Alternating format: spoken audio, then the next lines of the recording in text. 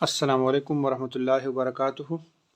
Students, आज है unit number 3 में लेक्चर नंबर 2 और आज के इस लेक्चर में हम डिस्क्रीट प्रोबेबिलिटी डिस्ट्रीब्यूशन का second number distribution Bernoulli probability distribution discuss कर रहे हैं।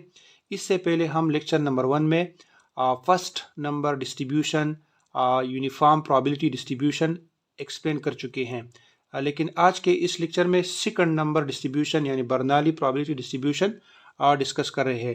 लेकिन इसको डिस्कस करने से पहले अगर आप इस चैनल पर नए हैं तो मेरा ये रिक्वेस्ट है कि सबसे पहले आप इस चैनल को सब्सक्राइब करें और साथ ही बेल आइकन को प्रेस करें ताकि हर एक नई वीडियो आपको वक्त पर तरतीब से मिलता रहे। अच्छा स्टूडेंट्स, बर्नौली प्रोबेबिलिटी डिस्ट्रीब्यूशन को डिस्कस करने से पहले बर्नौली ट्रायल को डिस्कस कर रहे हैं। ट्रायल हम ऑलरेडी पढ़ चुके हैं कि ट्रायल क्या है। A single performance of an experiment is called trial. जो हम एक दफ़ा एक्सपेरिमेंट करते हैं उस एक्सपेरिमेंट को ट्रायल कहते हैं। ठीक है, अब आते हैं बर्नौली ट्रायल की तरफ। तो बर्नौली ट्रायल ये है a random experiment which have two possible outcomes. वो हो रैंडम एक्सपेरिमेंट जिसके पॉसिबल टू आउटकम्स हो। ठीक है, यानी जिससे टू आउटकम्स आ जाए तो उस रैंडम एक्सपेरिमेंट को हम बर्नौली ट्रायल कहते हैं। और जो टू आउटकम्स आते हैं वो तो या सक्सेस होगा या फेलियर होगा।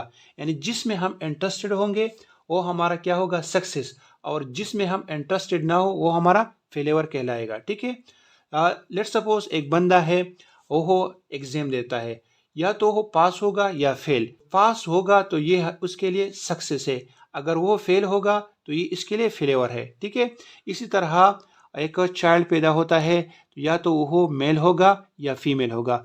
इसी तरह हम एक कॉइन टॉस करते हैं तो कॉइन टॉस करने के बाद या तो वो हेड आएगा या टेल आएगा। ठीक है, तो वो रैंडम एक्सपेरिमेंट जिसके पॉसिबल आउटकम कितने हो, टू हो। ठीक है, तो उस रैंडम एक्सपेरिमेंट को बर्नौली ट्रायल कहते हैं। ठीक है, और रैंडम वेरिएबल के हम टू वैल्यूज दे सकते हैं, या 0 या 1। ठीक है, और 0 फेलियर के लिए होगा और 1 सक्सेस के लिए होगा। ठीक है, इसी तरह हम पी से सक्सेस को डिनोट करते हैं और क्यू से फेलियर को डिनोट करते हैं। जब हम सक्सेस और फेलियर को ऐड करते हैं तो ये इक्वल होगा 1 के, जो कि है टोटल प्रोबेबिलिटी। ठीक है, अच्छा स्टूडेंट्स, अब आते हैं बर्नौली प्रोबेबिलिटी डिस्ट्रीब्यूशन की तरफ। बर्नौली प्रोबेबिलिटी डिस्ट्रीब्यूशन को बर्नौली इसलिए कहते हैं क्योंकि ये एक मैथमेटिशियन था जिसका नाम जैकोब बर्नौली था। ठीक है, इन्होंने बर्नौली प्रोबेबिलिटी डिस्ट्रीब्यूशन को इंट्रोड्यूस किया। ठीक है, तो इसलिए उन्होंने अपने नाम से इसका नाम रख दिया जो कि है बर्नौली प्रोबेबिलिटी डिस्ट्रीब्यूशन। ठीक है, बर्नौली प्रोबेबिलिटी डिस्ट्रीब्यूशन को पॉइंट बाइनॉमियल डिस्ट्रीब्यूशन भी कहते हैं क्योंकि इसके टू पॉसिबल आउटकम्स है। ठीक है, तो उस टू पॉसिबल आउटकम या टू पॉसिबल इवेंट्स की बिना पर इसे पॉइंट बाइनॉमियल डिस्ट्रीब्यूशन भी कहते हैं। ठीक है, जब वो बर्नौली ट्रायल के ऑल पॉसिबल वैल्यूज ले लेते हैं और इसके साथ उसकी प्रोबेबिलिटीज ले लेते हैं तो इससे जो डिस्ट्रीब्यूशन बन जाता है उस डिस्ट्रीब्यूशन को बर्नौली प्रोबेबिलिटी डिस्ट्रीब्यूशन कहते हैं। लेट्स सपोज ये x है, x के पॉसिबल वैल्यूज, यानी ये एक बर्नौली ट्रायल है तो बर्नौली ट्रायल के पॉसिबल वैल्यूज या तो 0 है या 1 है। ठीक है, जब हम 0 की प्रोबेबिलिटी ले लेते हैं तो ये क्यों से डिनोट करते हैं और 1 की प्रोबेबिलिटी ले लेते हैं तो ये फी से डिनोट करते हैं। ठीक है, तो इसके साथ जब हम प्रोबेबिलिटीज लेते हैं यानी इस ट्रायल के पॉसिबल वैल्यूज के साथ, यानी इस रैंडम वेरिएबल के वैल्यूज के साथ उसके प्रोबेबिलिटीज को ले लेते हैं। ठीक है, और इन प्रोबेबिलिटीज को हम आपस में ऐड करते हैं, इससे 1 आता है। तो इस डिस्ट्रीब्यूशन को हम बर्नौली प्रोबेबिलिटी डिस्ट्रीब्यूशन कहते हैं। ठीक है, समझ में आ गई। अच्छा जी, अब आते हैं प्रोबेबिलिटी मास फंक्शन की तरफ। यानी जब हम प्रोबेबिलिटी डिस्ट्रीब्यूशन को मैथमेटिकल या फार्मूला फॉर्म में लिखते हैं तो उस मैथमेटिकल या फार्मूला फॉर्म को प्रोबेबिलिटी मास फंक्शन कहते हैं। तो अब हम बर्नौली प्रोबेबिलिटी डिस्ट्रीब्यूशन को एक मैथमेटिकल या फार्मूला फॉर्म में लिखते हैं तो वह formula form Bernoulli probability mass function बन जाएगा, जो कि है P of X is equal to P power X Q power 1 minus X, और एक्स की लिमिट है 0 एंड 1। ठीक है, जब हम इस लिमिट से निकल जाते हैं तो ये फंक्शन हमारे पास क्या होगा, 0। तो इसलिए यहाँ पर हम अदरवाइज लिखते हैं। ठीक है, आइए स्टूडेंट्स अब एक एग्जांपल लिखते हैं। एग्जांपल ये है, a fair coin are tossed once what is the probability that no head occur, number 2 one head occur। यहाँ पर कहते हैं कि हम एक काइंड टास्क करते हैं, ठीक है, और वो एक दफ़ा टास्क करते हैं, तो क्या प्रोबेबिलिटी है कि नो हेड अकर, कोई भी हेड ना आए, ठीक है। और दूसरा ये कहते हैं कि वन हेड अकर, यानी एक हेड आ जाए, ठीक है। ये हमारे पास क्या है, ये बर्नौली का एक एग्जांपल है, क्योंकि यहाँ पर हम एक काइंड टास्क करते हैं और काइंड के टू पॉसिबल आउटकम है, ठीक है। तो हमारे पास प्रोबेबिलिटी मास फंक्शन आप बर्नौली के है P of x is equal to P power x Q power 1 minus x। तो यहाँ पर हम बर्नौली प्रोबेबिलिटी मास फंक्शन लिखेंगे, ठीक है। तो यहाँ पर हमें एक P की ज़रूरत है, एक x की ज़रूरत है और एक Q की ज़रूरत है। तो x हमारे पास क्या है, x हमारे पास है 0 एंड 1, क्योंकि यहाँ पर या तो हेड आएगा या नहीं आएगा, आएगा तो उसे हम 1 देते हैं, अगर नहीं आएगा तो उसे हम 0 देते हैं। तो रैंडम वेरिएबल हमारे पास क्या होगा, 0 एंड 1, और p की वैल्यू है 1/2, क्योंकि हेड के आने के चांसेस 2 में 1 है, ठीक है। इसी तरह q की वैल्यू भी है 1/2, ठीक है। तो सबसे पहला नंबर नो हेड अकर, इसको हम फाइंड करते हैं, नो हेड अकर। तो probability of x is equal to 0, यानी यहाँ पर हम x की वैल्यू 0 पुट करते हैं। तो p की वैल्यू हमें मालूम है, q की वैल्यू हमें मालूम है, x की वैल्यू हमें मालूम है, तो इनको पुट कर देते हैं, तो इससे आता है 1/2। इसी तरह हम दूसरे नंबर पे आते हैं वन हेड अकर, यानी probability of x is equal to 1, ठीक है। तो यहाँ पर हम x की वैल्यू 1 पुट करते हैं, ठीक है। तो 1/2 पावर 1, 1/2 पावर 1 माइनस 1, तो 1/2 पावर 1 से 1/2 आता है, मल्टीप्लाई बाय, और 1/2 पावर 1 माइनस 1 से 0 आता है, ठीक है। और 1/2 पावर 0 इक्वल है 1 के, ठीक है। यानी ये हम ऑलरेडी पढ़ चुके हैं कि किसी का पावर 0 हो तो उससे 1 आता है, ठीक है। तो इससे 1 आता है और इससे 1/2 आता है, 1/2 को 1/2 से मल्टीप्लाई करते हैं तो इससे 1/2 आता है, ठीक है। अच्छा स्टूडेंट्स, अब आते हैं बर्नौली प्रोबेबिलिटी डिस्ट्रीब्यूशन के प्रॉपर्टीज़ की तरफ, और प्रॉपर्टीज़ में हम बर्नौली प्रोबेबिलिटी डिस्ट्रीब्यूशन का मीन और वेरिएंस निकालेंगे कि बर्नौली प्रोबेबिलिटी डिस्ट्रीब्यूशन का मीन और वेरिएंस क्या होगा, ठीक है। तो सबसे पहले हम बर्नौली प्रोबेबिलिटी डिस्ट्रीब्यूशन का मीन निकालते हैं।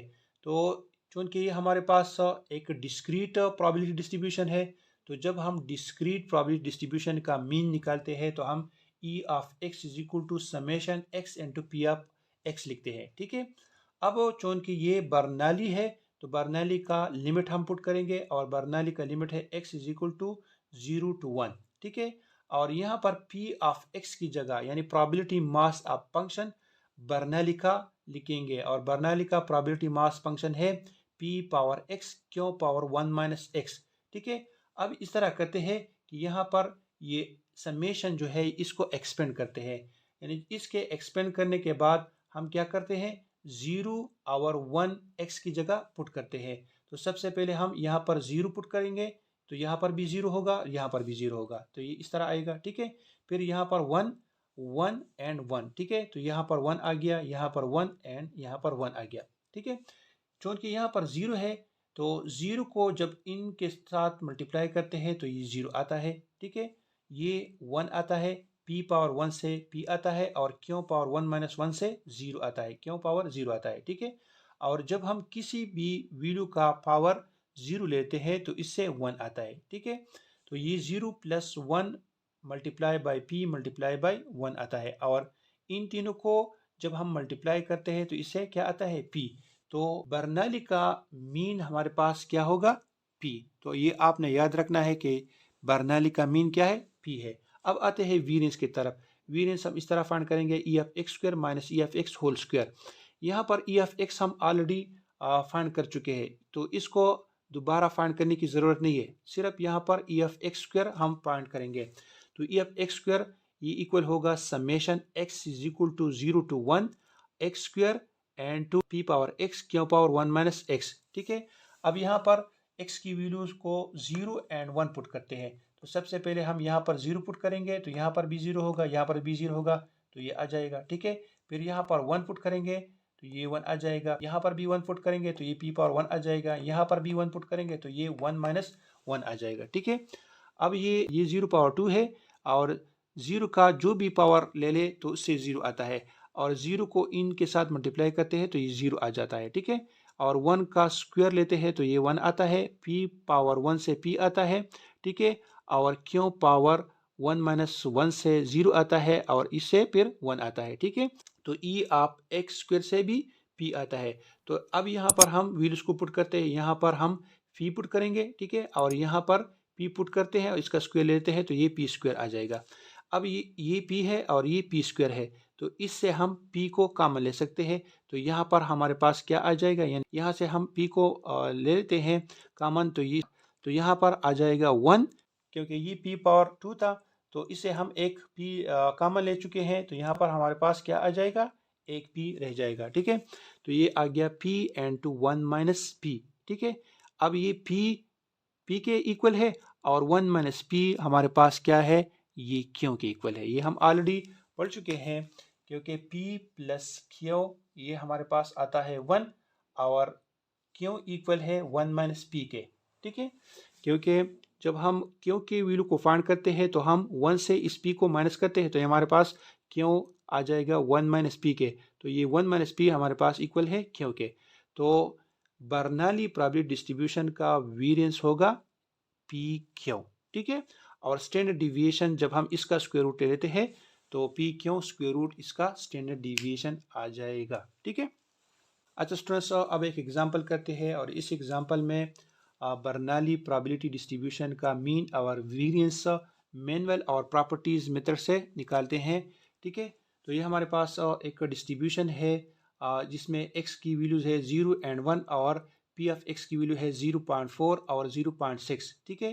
तो सबसे पहले हम मैनुअल मेथड से फाइंड करते हैं मीन हमारे पास इक्वल है e of x is equal to summation x and to p of x, यानी x को p ऑफ x से मल्टीप्लाई करते हैं, यानी इन दोनों को मल्टीप्लाई करते हैं तो 0 आता है, और इन दोनों को मल्टीप्लाई करते हैं तो 0.6 आता है। अब यहाँ पर ये कहते हैं कि इन दोनों को ऐड करें, यानी इसका सम निकालें। तो इसको जब हम ऐड करते हैं तो हमारे पास 0.6 आता है, तो 0.6 इस डिस्ट्रीब्यूशन का मीन आता है। अब इसका वेरिएंस निकालते हैं, तो वेरिएंस का फार्मूला है e of x square minus e of x whole square. तो e ऑफ x हम ऑलरेडी फाइंड कर चुके हैं, यहाँ पर e of x square find करेंगे। तो e ऑफ x स्क्वायर का फार्मूला है summation x square into p of x, यानी x का स्क्वायर ले लेंगे, x का जब से हम स्क्वायर लेते हैं तो 0 का स्क्वायर लेंगे 0 आता है, और 1 का स्क्वायर लेंगे तो 1 आता है। अब वो x स्क्वायर को p ऑफ x से मल्टीप्लाई करते हैं, यानी इसको इस कॉलम के साथ मल्टीप्लाई करेंगे, 0 को इसके साथ मल्टीप्लाई करते हैं तो 0 आता है, और 1 को इसके साथ मल्टीप्लाई करते हैं तो 0.6 आता है। अब यहाँ पर ये कहते हैं कि इसको ऐड करें, तो जब हम इसको ऐड करते हैं तो ये हमारे पास 0.6 आता है, ठीक है, 0.6 आता है। अब यहाँ पर हम वैल्यूज को पुट करते हैं, इसकी जगह हम 0.6 पुट करते हैं, और इसकी जगह हम 0.6 पुट करते हैं, इसका स्क्वायर ले लेते हैं, ठीक है। तो जब हम इसका स्क्वायर लेते हैं और इससे हम माइनस करते हैं तो हमारे पास 0.24 आता है, ठीक है। अब बाय प्रॉपर्टीज इसका मीन और वेरिएंस निकालते हैं। तो हम ये जानते हैं कि बर्नौली प्रोबेबिलिटी डिस्ट्रीब्यूशन का मीन है p, ठीक है, और यहाँ पर p की वैल्यू है 0.6, तो 0.6 हमारे पास क्या है, इसका मीन है। यहाँ पर भी 0.6 आ गया, और यहाँ पर भी 0.6 आ गया, यानी मैनुअल मेथड से भी 0.6 आता है, और प्रॉपर्टी से भी 0.6 इसका मीन आता है। और वेरिएंस हमारे पास है पी क्यों, यानी बर्नौली का मीन है पी क्यों। तो p की वैल्यू हमारे पास यहाँ पर है 0.6, और q की वैल्यू है 0.4। तो इनको यहाँ पर पुट करते हैं और इसको मल्टीप्लाई करते हैं तो ये हमारे पास 0.24 आता है, ठीक है, जो कि इसके इक्वल है, ठीक है। तो ये आपने याद रखना है कि जो मैनुअल मेथड से हम करते हैं और प्रॉपर्टी से हम मीन या वेरिएंस निकालते हैं, तो ये दोनों क्या आएंगे, सेम आएंगे, ठीक है, समझ में आ गई। अच्छा स्टूडेंट्स, अब थोड़ा सा रिकेप करते हैं।